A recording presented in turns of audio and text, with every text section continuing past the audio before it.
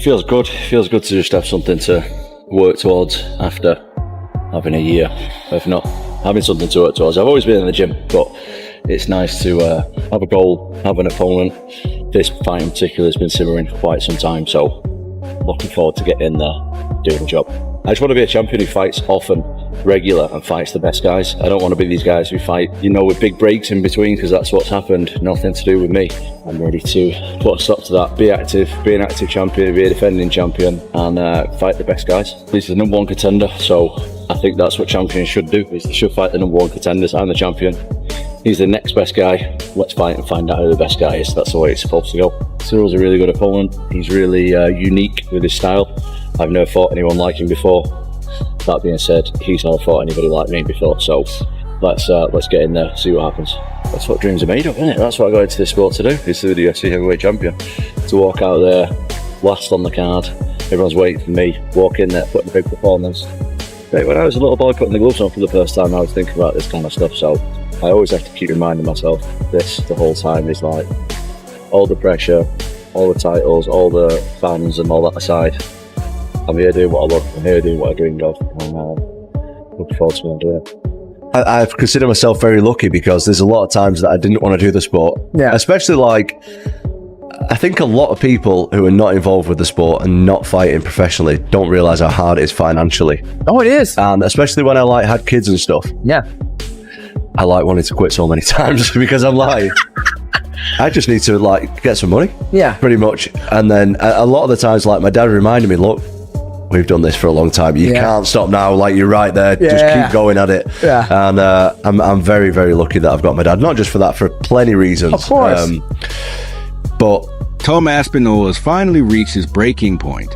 After months of silence and patience, the heavyweight champion has had enough of being left on the sidelines while the UFC continues to favor Jon Jones. With recent reports suggesting that Alex Pereira and Jones could headline the historic White House event, both the MMA community and Aspinall himself are outraged. 4 years, Tom has been loyal to the UFC, carrying himself with professionalism, respect, and pure dominance inside the cage. But now, that loyalty is being tested. What do you make of Tom Aspinall? I think he's awesome. I think he should go on and have a wonderful career. Do you think that he needs you? No, I think he needs me. I think he's not in a position. It's just the truth. Because if I whoop his, it's going to be the next guy. There's going to be a whole new fan base of somebody who everybody believes in. I've done this my whole adult life. When you want something bad enough, and if you get it, it could be the worst thing that could ever happen to you. What would it take to fight Tom Aspinall? I'll see you guys later. I guess the clarifying question then is, if Dana and Hunter do come to you after this fight, the figures make sense to you, would you then be open to fighting Tom Aspinall, or are you categorically thinking, he does nothing for me, I will not fight that guy? He does nothing for me. He does nothing for me. If you're a person that wants to see me really challenged, then I get it. 7 years younger, 35 pounds bigger than me, right? I get it. It's wow, this John's so good. We finally found someone way younger and way bigger than him. Let's see how he does against that. I get that narrative. But for me, if you were my manager, if you were on my team, why not fight against Pereira, a guy who's the same age as you, and we walk around the same exact size? Business-wise, it makes more sense. Fight I'm going to call him this, fight the nobody that may be more dangerous, or fight the guy with all the accolades who's incredibly dangerous, but it actually will affect your legacy. That's what you just did to that guy. Right here. Throws that body shot, lands the body shot. Now, is he open? Yes, you can't protect yourself at all times when you're trying to fight. If you're going to try to hit somebody, you have to open up something in order to generate the right power. I go like this and knee him, but I'm not going to generate enough power to have him, respect that. So he's able to land this beautiful knee, drops down and pop, get his foot down and land a beautiful 1-2. And then he's able to, boom, right there, bop. If Tom Aspinall loses to Ciryl Gane, the heavyweight division is absolutely cooked. The heavyweight division in the UFC is already hanging on by thin ice at the moment. Legitimately, the only good fight that's interesting that I'm actually excited for in this division is Tom Aspinall versus Ciryl Gane. Everyone is already expecting Tom Aspinall to beat Ciryl Gane, but what if he doesn't? We all built up this image of Tom Aspinall as the only person that could defeat Jon Jones. Gun to your head right now, name 10 heavyweight UFC fighters. If you're like me, you probably only got to 5 185. It's just not a marketable division right now. And the stakes for Tom Aspinall in this fight are just so extremely high because he has so much hype going for him right now. And if Ciryl Gane beats Tom Aspinall, I am not ready for the absolute Twitter rant that Jon Jones is going to have. I do not want Jon Jones to be validated like this. None of us do. You just know he's going to have the biggest I told you so moment if Tom does lose. Yet once again, Tom Aspinall finds himself pushed to the sidelines while the spotlight shifts towards so-called bigger names. Dana White and the UFC seem fixated on creating blockbuster matchups, even if it means ignoring the man who's actually owned his shot. Fans are calling it a disgrace, and Aspinall agrees. He's been vocal that the only fight that truly makes sense is Jon Jones. But instead, the promotion appears to be chasing a Jones versus Alex Pereira super fight at light heavyweight, no less, completely overlooking the fact that Tom Aspinall is a current interim heavyweight champion, waiting to unify the belts. For Tom Aspinall, you said you don't really care about the belts, you really want to prove you're the best. Is there any other fighter in the heavyweight division that you feel you need to beat to prove that you are the best, other than Ciryl Gane? Yeah, there's lots of guys, man, but I'm the kind of guy who doesn't look past my opponent. I'm very, very serious about this fight. I've been training for the last year without a break. I've had absolutely no breaks. I'm much better now than I was in my last fight, and I want to show that. But as far as other heavyweights and stuff, right now that doesn't really interest me. Jon Jones is retired, so I don't really have much to say on that, to be honest. So I'm fighting this guy, and this guy's really good, so I'll be as ready as I can be.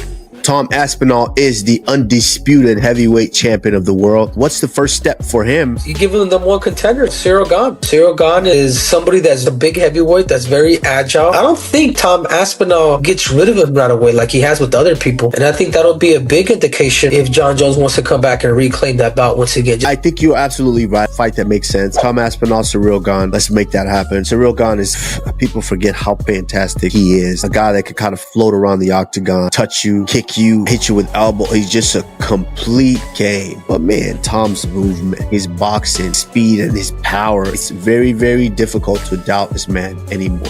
Tom Aspinall versus Ciryl Gane is official, and I cannot wait to see some of your reactions when Ciryl Gane gets a unanimous decision over Tom Aspinall. Now, that's not an official prediction from me, at least not yet, but I think some of you guys need to realize how close this fight really could be. I know the common expectation here is that Tom Aspinall is just going to walk through Ciryl Gane in the first round, whether by knockout or whether by grappling. Everybody thinks Tom Aspinall is going to make it look easy. But if that happens, I would be very, very surprised. Ciryl Gane is being underrated here. People are very down on Ciryl Gane right now, and understandably so. He got submitted in the very first round by Jon Jones, and also he didn't look great against Volkov. He won the decision, but a lot of people thought he lost. I'm telling you guys right now, in a 5-round fight, if Ciryl Gane could avoid the big shot, I actually think he has a really, really solid chance of winning. People say Tom Aspinall is the most agile heavyweight of all time, but don't forget, before Tom Aspinall, everybody was saying that about Ciryl Gane. And in my opinion, Ciryl Gane beat Francis Ngannou on the scorecards, and some people would argue Francis Ngannou at that time was the greatest heavyweight we had ever seen. So I am going to withhold from making an official prediction right now, but do not be surprised if I end up picking Ciryl Gane over Tom Aspinall, and do not be surprised if it happens. And to make matters worse, Jon Jones has barely stepped into the octagon in years. He has pulled out of fights, avoided any real showdown with Tom Aspinall, and somehow still gets treated like royalty. Meanwhile, Aspinall has been the one carrying the division, fighting, finishing, and proving himself against the best, while Jones sits on the sideline collecting praise. Yet, it's still Jones who gets the headlines, the attention, and the trust of Dana White. The MMA world has erupted over it. Big names like Joe Rogan, Daniel Cormier, and Michael Bisping have all voiced the same sentiment. Tom Aspinall deserves better. He has shown the talent, the composure, and the dominance of a generational fighter. But because he's not loud, doesn't stir up drama, and refuses to play into chaos, the UFC keeps pushing him out of the spotlight. Fans are frustrated. They've seen this story before, the UFC chasing box office numbers over true competition. And if a Jon Jones versus Alex Pereira fight really headlines a White House event, it could go down as one of the most controversial decisions in recent memory. Tom Aspinall has always said he doesn't care about politics. He just wants to fight. But this time, his silence is over. His speaking up, calling out the system for putting stardom above skill. This could mark a major turning point, not just for Aspinall's career, but for how fighters stand up to the UFC machine. Because when Tom Aspinall says it's done being overlooked, he means it. And if Jon Jones and Dana White continue to ignore him, the heavyweight division could descend into chaos, and Aspinall might just be ready to burn it all down to make his point.